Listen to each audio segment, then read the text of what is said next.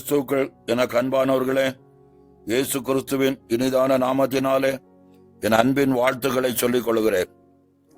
இந்த நாளிலும் நம்முடைய தியானத்துக்குரிய வேத பகுதி உபாகமத்தின் புஸ்தகம் 1 அதிகாரம் 11 நீங்கள் இப்பொழுது இருக்கிறதை பார்க்கிலும் 1000 மடங்கு அதிகமாகும்படி உங்கள் பிதாக்களின் தேவனாகிய கர்த்தர் உங்களுக்கு சொல்லியபடியே உங்களை ஆசீர்வதிப்பாராக. தேவாதி தேவன் தம்முடைய ஜனமாகிய இஸ்ரவேலின் சந்ததிகளை ஆசீர்வதிக்கும்படியே அவர்களை தெரிந்தெடுத்தார் என்று வேதம் நமக்கு சொல்லுகிறது.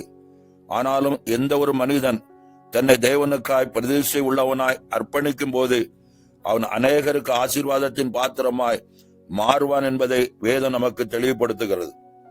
எஸ்தரின் புஸ்தகம் 3 அதிகாரம் 1-5 வரை உள்ள பகுதிகளை நாம் பார்ப்போமானால், ராஜா சொல்லி கட்டளையிட்டு இருக்கிறான் ஆமானை நமஸ்கரிக்க வேண்டும் என்று. ஆனால் மொர்தெகாய் ஆழமான பிரதிஷ்டை உள்ளவன் என்பதனாலே ராஜாவின் கட்டளையை தள்ளி ராஜாதி ராஜாவாகிய தெய்வாதி தேவன் கொடுத்திருக்கிற பிரமாணத்துக்கு கீழ்ப்படுகிறதை பார்க்கிறோம். என்ன என்று உனக்கு வேற தேவர்கள் உண்டாயிருக்க வேண்டாம், மேலே வானத்திலும் கீழே பூமியிலும் பூமியின் தண்ணீரிலும் உண்டாயிருக்க கொப்பான ஒரு சொரூபத்தை ஆகிலும் யாதொரு விக்கிரகத்தை ஆகிலும் உனக்கு உண்டாக்க வேண்டாம், நீ அவர்களை நமஸ்கரிக்கவும் வேண்டாம் என்று ராஜாதி ராஜாவின் வார்த்தைக்கு மொர்தெகாய் செவி கொடுத்தான். எனவே அவன் ராஜாதி ராஜாவின் சித்தத்தின்படி உயர்த்தப்படுகிறதை பார்க்கிறோம்.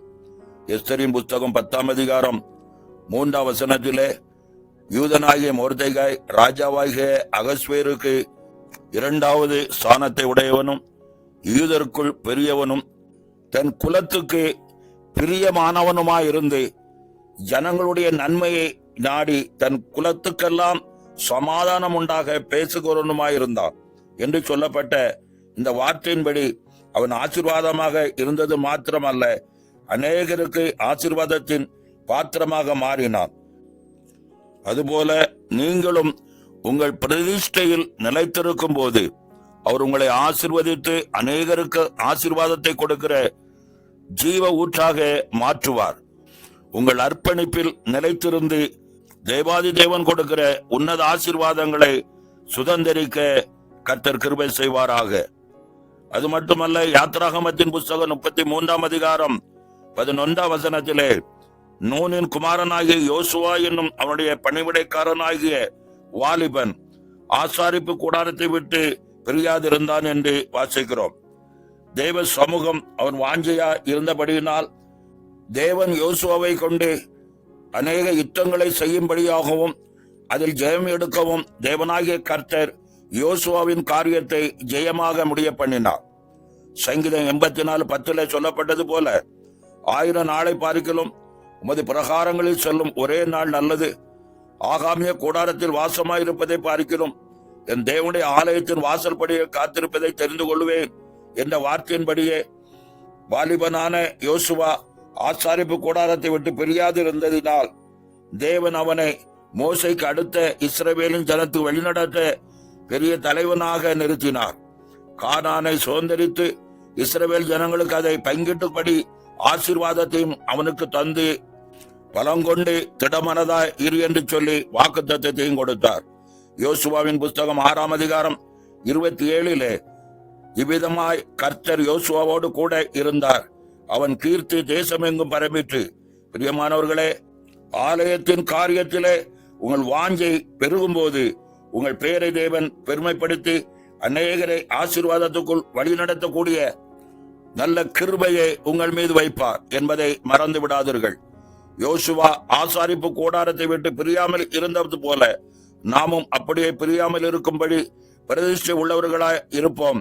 கர்த்தர் உங்களை நன்மையினாலும் கிருபையினாலும் ஆசீர்வதித்து உயர்த்துவாராக.